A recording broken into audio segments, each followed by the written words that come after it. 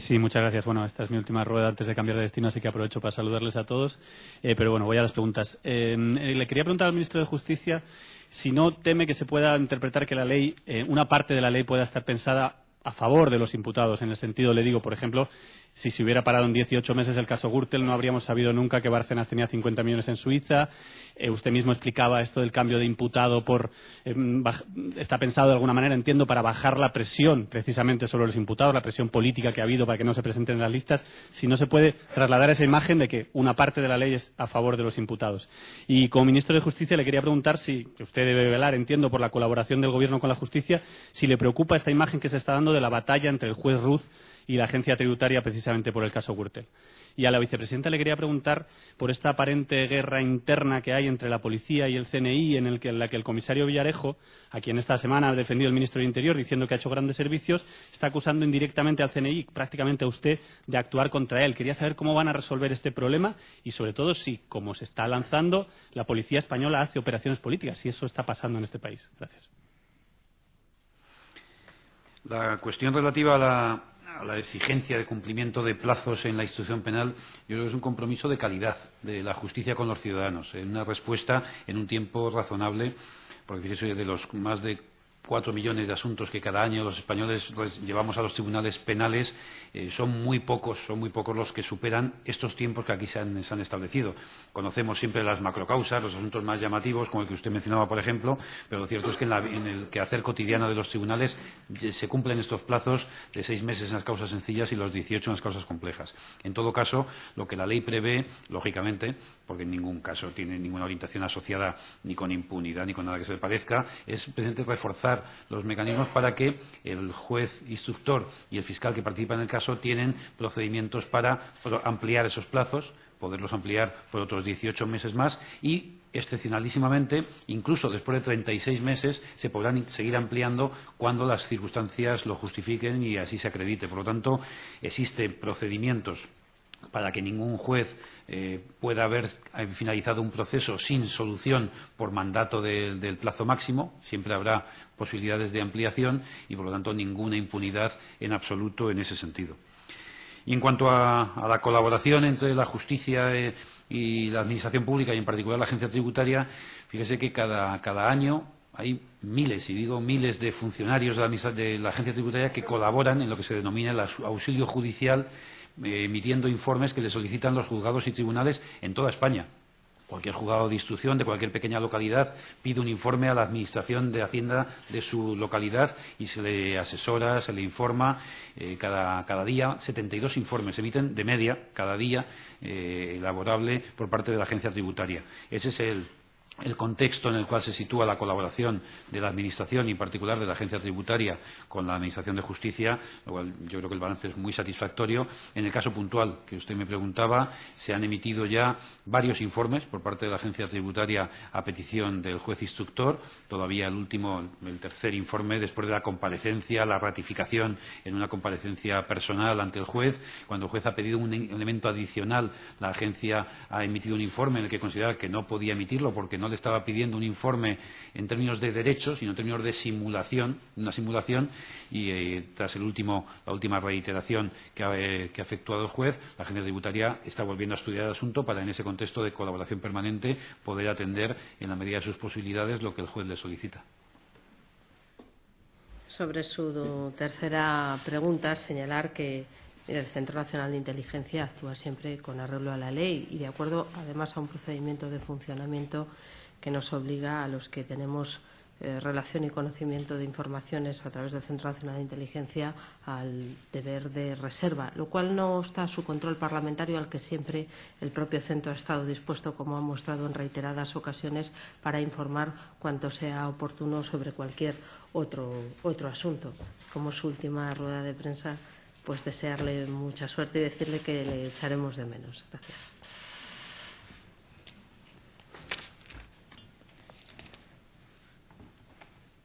Sí, gracias, vicepresidenta. Al ministro de Justicia querría preguntarle sobre algún aspecto al que la reforma de la Ley de Enjuiciamiento Criminal pudo referirse y no va a ser. Por ejemplo, la investigación, la instrucción por parte de la Fiscalía. Eso ha estado siempre sobre la mesa. ¿Por qué el Gobierno ha renunciado? ¿Es una cuestión de fechas, quizá porque estamos al final de la legislatura y sería difícil el consenso, o hay razones más de fondo? En segundo término, sobre los medios económicos, es decir, reformas de calado para agilizar la justicia. No sé si cuenta usted con, en fin, algún impulso. Además, ahora, de tipo económico, quiero decir, se acaban de suprimir en parte las tasas. ¿Cree usted que se podrá atender a estas reformas y a la dotación de mejores, en fin, servicios de auxilio de los juzgados sin nuevas dotaciones económicas? Y en último término, una cuestión de mucha actualidad sobre la desaparición del etarra Plazaola. Preguntarle si entiende usted que la responsabilidad esencial está en el Tribunal Supremo a raíz de la filtración que se produjo, de su inminente puesta en libertad, y qué medidas se pueden tomar de cara al futuro. Lo digo porque ya que estamos con reformas legales, tal vez a personas en esa situación podría ser viable establecerles mecanismos de seguridad, cautelares, vigilancia, para que no puedan huir. Gracias. Bien, en cuanto al modelo, que es un concepto general de quién debe llevar a cabo la instrucción en nuestro sistema procesal penal, si es el juez instructor o es el fiscal, en el anteproyecto que el Gobierno aprobó en primera vuelta ya estaba el mantenimiento del sistema actual. Por lo tanto, en la fase de estudios, de propuestas, de ideas más conceptual, ciertamente se debate en la doctrina, se debate entre los académicos y también entre los profesionales si deberíamos cambiar nuestro sistema. En todo caso, el anteproyecto de Gobierno nunca lo ha tomado en consideración porque es una reforma que tiene un cambio profundo de transformación en todos los sentidos, de las responsabilidades de jueces y fiscales. Necesita un plan de implantación que llevará tiempo si algún día se toma esa decisión, y por lo tanto en este momento no parecía razonable abordar una reforma de esa naturaleza, más allá de que se considere positiva o negativa, que sobre esto, insisto, hay muchas opiniones, pero en todo caso la ley, lo que hemos pretendido llevar a cabo son medidas directas, eficaces, que agilicen la justicia en el corto plazo, que puedan estar aprobadas y, por lo tanto, puestas en aplicación en este año 2015, y ese es el objetivo de esta reforma, que tiene un alcance limitado y muy orientado al mejor funcionamiento de la justicia. Y ese mejor funcionamiento de la justicia, reiteramos permanentemente que se consigue, en nuestra opinión, con mejores leyes, y por eso reformamos las leyes, con más medios, y hemos aprobado recientemente un decreto de 282 nuevas plazas de jueces y magistrados, un decreto de 66 plazas de fiscales para fortalecer también la acción de la Fiscalía. Estamos trabajando en medidas de incorporación de las nuevas tecnologías. Tuve oportunidad de informarles a ustedes que a partir de 1 de enero del año 2016 las comunicaciones entre los profesionales y la Administración de Justicia serán solo electrónicas. Vamos a hacer un esfuerzo muy importante en estos próximos meses de incorporación de las nuevas tecnologías, y también con mejores modelos organizativos. Y aquí hemos hablado también de la Oficina de Gestión de Activos. Estamos implantando, además de la mediación y el arbitraje, una ley de jurisdicción voluntaria que está en el Congreso de los Diputados, que permitirá sacar de la mesa de los jueces y los fiscales asuntos que puedan ser tratados de otra manera. Por lo tanto, lo que estamos haciendo es un paquete integrado de medidas que busca agilizar la justicia, dotarla de medios y capacidad suficiente para que se cumplan los objetivos que aquí planteamos.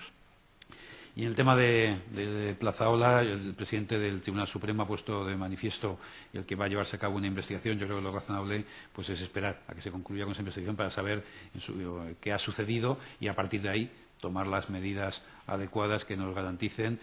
Algunas hemos tomado ya, por ejemplo, el establecer plenos jurisdiccionales en los órganos colegiados para que las unidades, las secciones de los órganos colegiados no puedan tener criterios divergentes en la aplicación de la legislación, y eso ya estaba en la reforma de la Ley Orgánica del Poder Judicial que presentamos hace unos días. Por lo tanto, esa es una manera de evitar que sucedan los casos simplemente de que se pueda excarcelar, que es el asunto concreto, a personas cuando es una interpretación de una sección que se aleja de lo que luego el Tribunal Supremo ha acordado. Por lo tanto, esa manera de armonizar la interpretación de la ley ya está puesto en marcha, y el caso concreto de lo que haya podido suceder, cuando tengamos el resultado de la investigación, podremos actuar en su caso.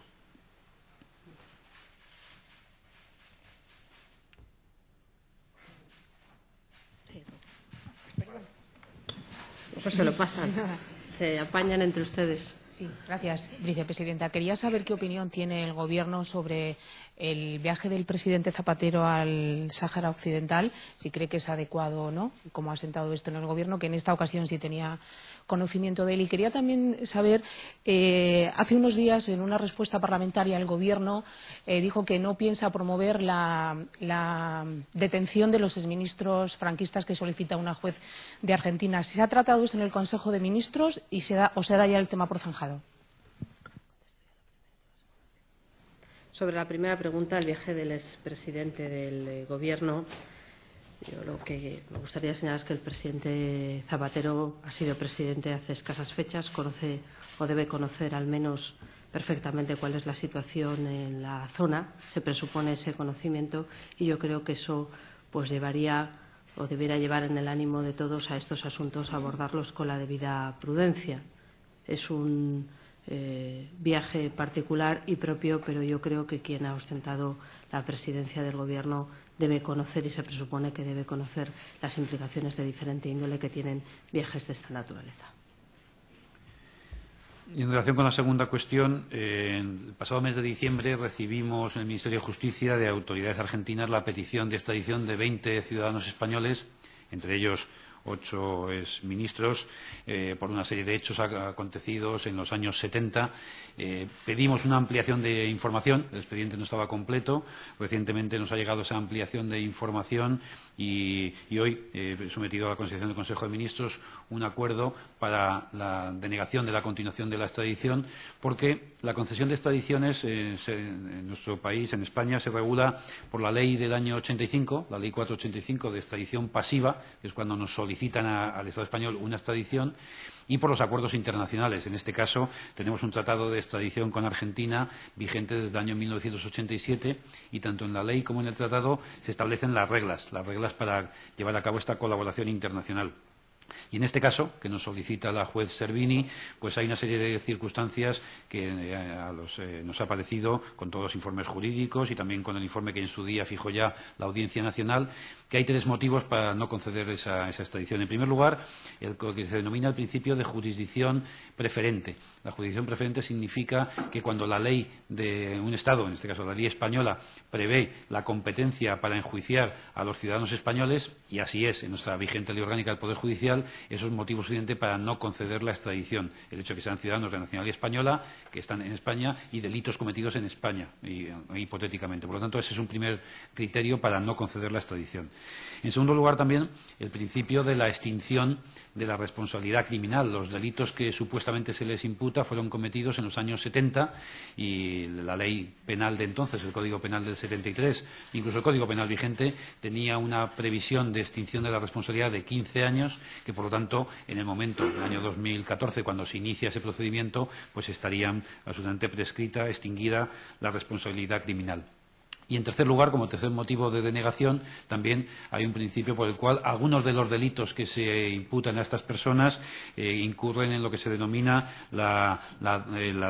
que no existe la doble incriminación, en el sentido de que el delito que se les imputa, que es haber firmado sentencias de penas de muerte en los años 70, pues en el Código Penal español vigente en aquella época preveía como una pena la pena de muerte, por lo tanto quien firmaba una pena de muerte no cometía un delito, no era delictivo en aquel momento en España, una etapa superada, pero evidentemente en aquel momento no lo era. Por lo tanto, por esos 3 motivos, la no doble incriminación, la jurisdicción española preferente y la extinción de la responsabilidad criminal, he sometido este acuerdo de no continuación de la extradición en aplicación de nuestra ley vigente y en aplicación del tratado vigente con la República de Argentina.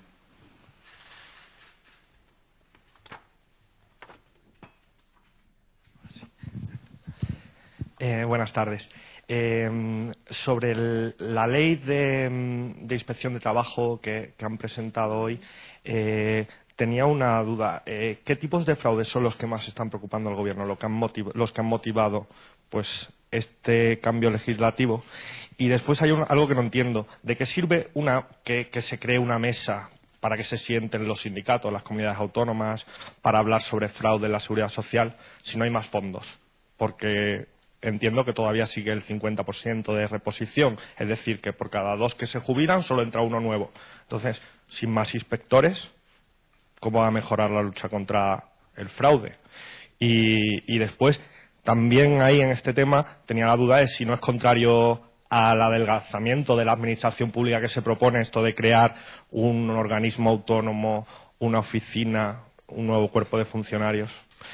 Y ya después, sobre el tema de la eliminación del término imputado, no quiero ser mal pensado, pero tenía esta curiosidad. ¿Tiene algo que ver la eliminación de este término con que el partido que sustenta el gobierno haya dicho en 1000 ocasiones que no va a incluir imputados en las listas del PP y al final ha tenido que incluir a 2 imputados, uno por Valladolid y otro en Melilla?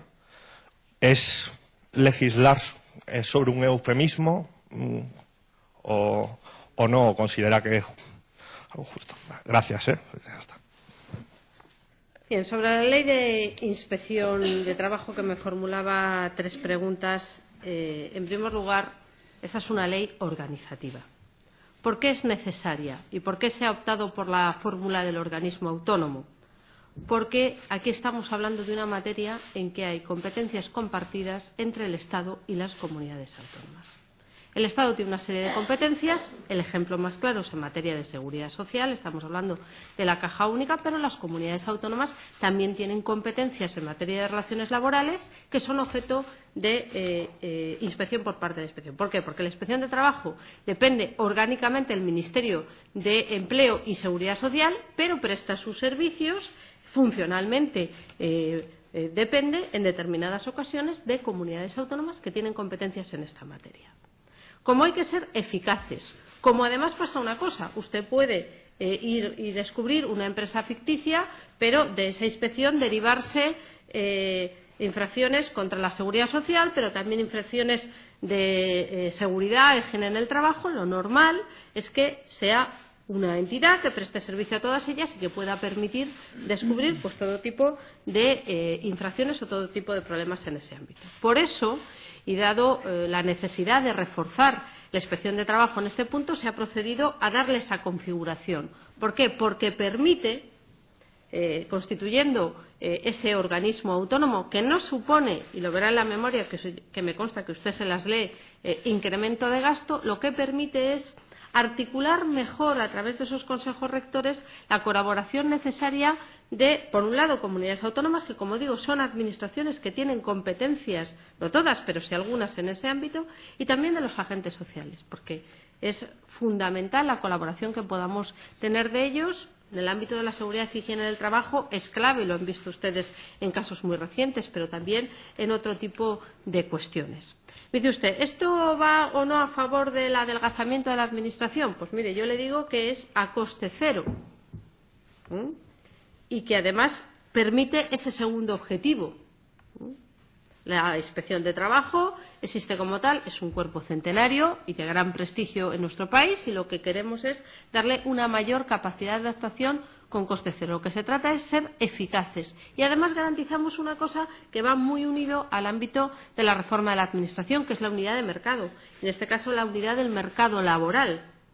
Con la constitución de ese organismo autónomo lo que podremos es fomentar una actuación mucho más coordinada, mucho más eficaz y, por tanto, mucho más uniforme en todo el territorio nacional de cómo tratamos a las empresas que incumplen, cómo mejoramos la seguridad y la salud en el trabajo, cómo somos, digamos, bastante más eficaces en ese ámbito. Y la última de sus preguntas. Mire, a lo largo de todos estos años en que se ha producido, y permítame que a veces le recordaré esta pregunta a la inversa, porque a veces me la formula usted a la inversa, en el ámbito del crecimiento o no de los funcionarios públicos, lo que hemos, desde el principio de la legislatura, lo que hemos procurado es que en los cuerpos en que era necesario un mayor número de plazas, y este lo era, pues nosotros mismos hacer una excepción a nuestra regla de no cobertura de las vacantes. Si usted observa la oferta de empleo público a lo largo de todos estos años, una de las excepciones ha sido la relativa a la lucha contra el fraude. Eso ha afectado al cuerpo de los inspectores y subinspectores, al cuerpo de la administración tributaria, al cuerpo de la abogacía del Estado, una serie de cuerpos que tienen relación tanto en el ámbito puramente administrativo o judicial en esa lucha contra el fraude. la creación de este tipo de subinspectores lo que busca es esa especialización, que muchos ya la tienen, y lo que se trata es de crear un cuerpo de doctrina importante en un ámbito para nosotros fundamental, que es la salud y la seguridad en el trabajo, y que haya subinspectores que tengan un conocimiento en este tema pues muy especializado, va en la línea de lo que se hace en otros cuerpos del Estado, incluso en otras administraciones o en otros poderes, que es una tendencia a la especialización en ámbitos que, por su singularidad, porque no es lo mismo una inspección en materia de seguridad social que una inspección en un accidente laboral, en una serie de cuestiones en que cuanto mayor sea el conocimiento en determinados ámbitos de estos subinspectores, pues mejor puede ya no solo sancionarse, que es importante, sino lo más importante todavía, prevenirse y poder colaborar en determinados planes de seguridad y higiene en el trabajo, que son clave. Asuntos en los que, además, como hemos visto hace meses aquí, es necesario siempre estar actualizándose constantemente, porque cada vez es un terreno pues mucho más especializado. Como les decía, el objetivo fundamental de la nueva ley de enjuiciamiento criminal es la agilización del procedimiento. Por lo tanto, que una persona que va a estar encausado, va a estar investigado, va a estar condenado finalmente, la sentencia se va a dictar mucho antes que de lo que se está haciendo en la actualidad. Por lo tanto, no hay ninguna ventaja, ningún privilegio, ningún cambio procesal en términos de garantías, o no se mejora en absoluto esa condición, sino que, por el contrario, lo que sí vamos a hacer es que la respuesta penal sea mucho más cercana a la comisión de los hechos y, por lo tanto, haya más eficacia en la respuesta del derecho a la comisión de delitos. Fíjense que en la actualidad, paradójicamente, cuando se acaba dictando sentencia en materia penal, muchas veces se considera una atenuante que es la de dilación indebida. Cuando los procedimientos duran muchos años, al final se pone una pena en algún grado menor por dilación indebida, cuando en ocasiones ha sido en beneficio del condenado por el que ha tardado tanto el proceso. O sea que estamos en una situación absolutamente paradójica. Procesos muy largos que encima favorecen la condena menor al que finalmente resulta condenado. Por lo tanto, si algún objetivo tiene esta ley, como les digo, es mejorar la investigación, agilizar los tiempos, la capacidad de respuesta, y por lo tanto la nueva denominación de la ley no tiene que ver con superar ningún debate. Sí es verdad que lo que sí nos hemos intentado encargar de hacer es poner de manifiesto que una imputación no significa ninguna prerresponsabilidad, no significa quebrar la presunción de inocencia, cuando en ocasiones es verdad que se está llevando a ese punto, y por lo tanto la modificación terminológica, con todo el aval, como he dicho, de la Real Academia, del Consejo de Estado, de una serie de órganos consultivos, yo creo que nos ayuda a situar mejor la posición procesal en la que una persona puede estar presente en una causa penal sin que ese hecho de ser investigado esté presuponiendo ninguna responsabilidad anticipada, lo cual, como digo, puede llevar a la quiebra de la presunción constitucional de inocencia.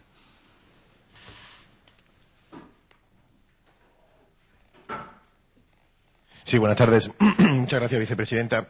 Hoy hemos conocido un sondeo en Cataluña, el CEO, que, entre otras cosas, dice que aumenta el número de catalanes que rechaza la independencia.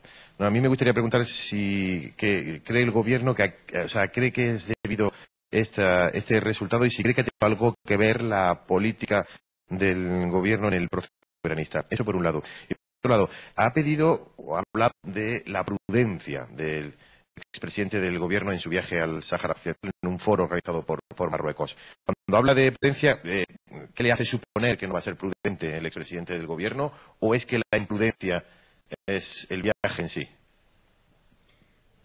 La primera de sus preguntas. Sabe que yo aquí no valoro encuestas, las respetamos. Para nosotros lo importante es la tendencia. Yo creo que lo que se ha puesto de manifiesto a lo largo de este tiempo es que los ciudadanos valoran cada vez más la estabilidad, el cumplimiento de las normas. Este Gobierno, a lo largo de toda esta legislatura, lo que ha hecho es, en primer lugar, trabajar por Cataluña, porque somos también Gobierno en Cataluña, y hemos procurado con toda nuestra acción de Gobierno que allí también se recupere el bienestar y que se puedan pagar los servicios públicos con gran esfuerzo, y poner de manifiesto que hay que cumplir la ley. Y yo creo que eso se valora, y se valora positivamente por el conjunto de la ciudadanía, porque para eso estamos todos los gobiernos, para respetar la ley. Si no les gusta, cambiarla, pero por los procedimientos legalmente establecidos. Yo creo que además la estabilidad es un valor, y más en tiempos de crisis. Y sobre la segunda de sus preguntas, mire, yo creo que quien ha pasado por el Gobierno conoce perfectamente el contencioso. Entonces, tiene que conocer las implicaciones, de decidir acudir a un viaje de esa naturaleza. Y yo creo que eso debería valorarse por todos antes de tomar determinadas decisiones. Durante también, pero antes de decidirse también. Muchas gracias.